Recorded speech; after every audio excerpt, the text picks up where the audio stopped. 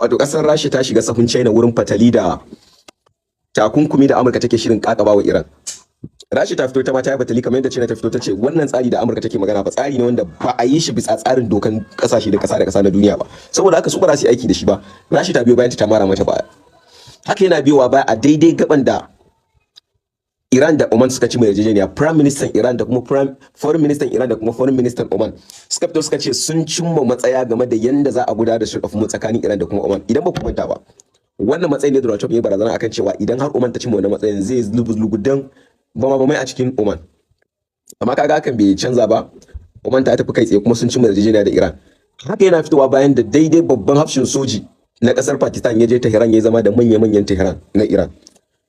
Wanda mutane da yawa suna hasashen cewa ya zo ne da sakonnin shugaba Trump. Hakan kuma har wata kafafen yada labarai a kasar Rasha ta fito akan cewa yarjejeniya tsakanin Amurka da Iran yana dab da cimuwa, wanda nan da wasu sati ko kwanaki ana tunanin za a fito a bayyana matsayin da aka cimma.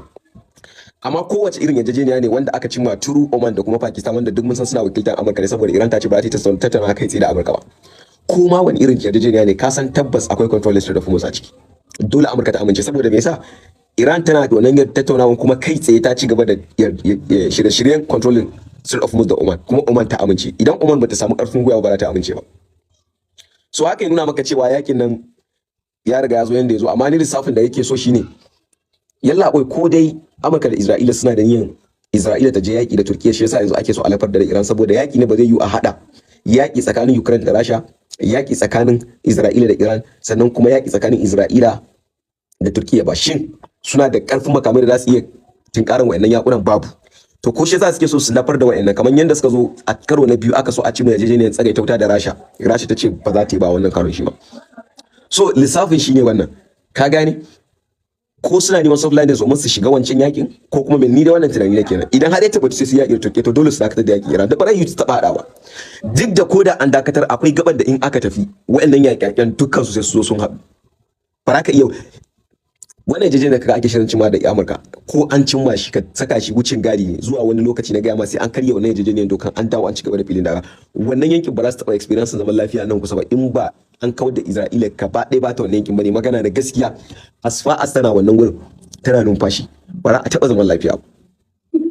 Amma za mu sa ido mu ga menene yarjejeniyar da ake shirin cimmawa tsakanin Amurka da Iran, menene ka'idojin, menene aka tsaya akai, menene yanda hanyoyin da za a gudanar da Strait of Hormuz tsakanin Iran da Oman din, sabon yarjejeniyar da suka cimma matsaya akai za mu gani, za mu saka ido duka mu gani. Sannan kuma menene abin da yake faruwa tsakanin Rasha da Ukraine, alakantuwansa da yakin Iran, duba da cewa shugaban FBI na Amurka ya je ya zauna da shugaba Putin a Moscow, duba da cewa akwai yiwuwar cewa ita Rasha tana duba yiwuwar amfani da makamin nukiliya akan Ukraine.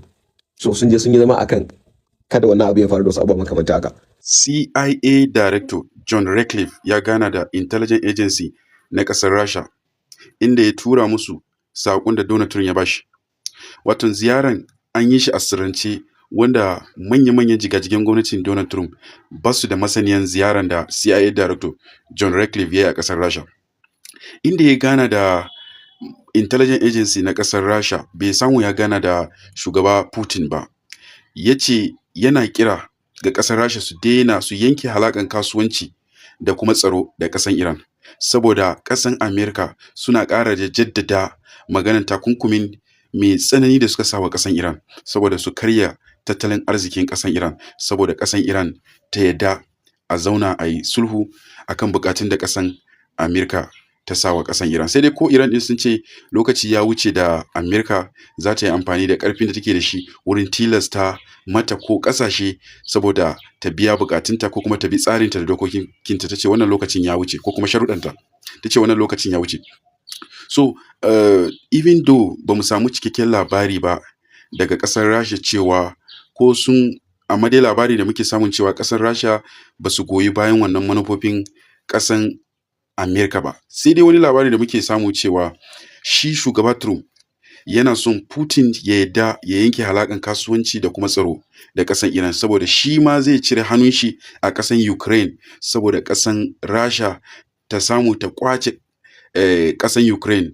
Wato ya zama na ƙasar Ukraine yana under authority na ƙasar Rasha. Wato Donald Trump zai cire hannun shi taimakon da yake ba wa ƙasar Ukraine na soja, taimako kowane irin taimako ne. Idan kuka iya tunawa, shi shugaban ƙasar Ukraine ya nemi Donald Trump ya bashi Patriot radar system wanda zai taimaka wurin kaɗo jirgi da kuma missile da ƙasar Rasha suke harbowa zuwa ƙasar Ukraine. Sai dai ko Donald Trump ya hana shi. Wannan ana tunanin cewa wani move ne wanda shi shugaba Trump yake yi saboda ya ga cewa ya faranta wa Putin rai, saboda Putin shi ma ya daina bada duk wani taimakon tsaro wa ƙasar Iran da kuma kasuwanci ya yanke alaƙar shi, saboda shi ya bari ya yaƙi ƙasar Iran, shi ma ya bari ya yaƙi ƙasar Ukraine. Haka dai labarin yake zuwa, amma ba mu samu cikakken labari ba. Amma labarin Donald Trump yana so ya ba da daman cewa ya cire taimakon da yake bawa ƙasar Ukraine saboda ƙasar Rasha ta gama da ƙasar Ukraine. To shi ma yana son ƙasar Rasha su janye taimakon da suke bawa ƙasar Iran saboda yana so ya gama da ƙasar Iran ta hanyar karya tattalin arzikinta. Sai dai kaman Mohammed Magagalibab, speaker na ƙasan Iran, ya ce wannan tsarin da Amerika suka ɗauko na karya tattalin arzikinmu ba zai yi tasiri ba, zai yi failing, ba zai yi tasiri ba. An gwada an gani amma ba zai yi tasiri ba.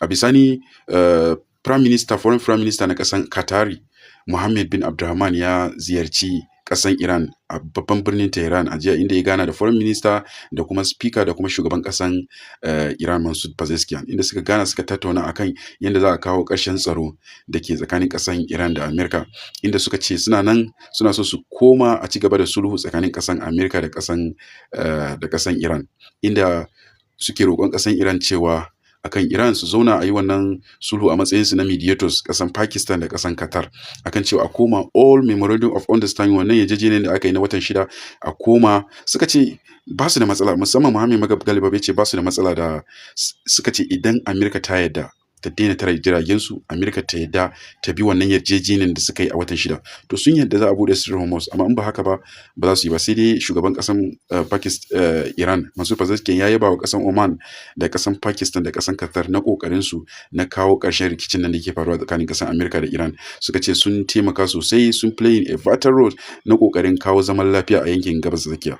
Yakin ya cika watanni 6 cin, amma fa Donald Trump ya ce shi fa san ba shi da gaggawar ganin an kawo ƙarshen yakin nan ko kuma an koma teburin su. Idan har baka san me yake faruwa a wannan safiyar ta 28 ga watan August ba, ka tsaya ka saurari wannan bidiyon. Shin wanda sabon salo rikicin Amurka da Iran yake kokarin dauka a halin yanzu? A wata hira ta musamman da gidan talabijin na Al Jazeera, shugaban Donald Trump ya jefa bama-baman kalaman cewa ba fa zai gaggawar koma teburin sulhu da kasar Iran ba, duk da cewa yakin nasu ya kwashe watanni 6 cir ana fafatawa. Amma fa a gefe guda kasar Iran ma, wato Tehran, ta nuna samfurin nata taurin kan. Ta ce ta kulle wannan mashigin na Strait of Hormuz, kuma ta tabbatar da cewa ba za ta bude wannan mashigin ba, duk da sulhun da kasashen Qatar da kuma Oman suke kokarin yi a wannan yankin. Karadin Iran na bude wannan mashigin fa guda ɗaya ne kacal.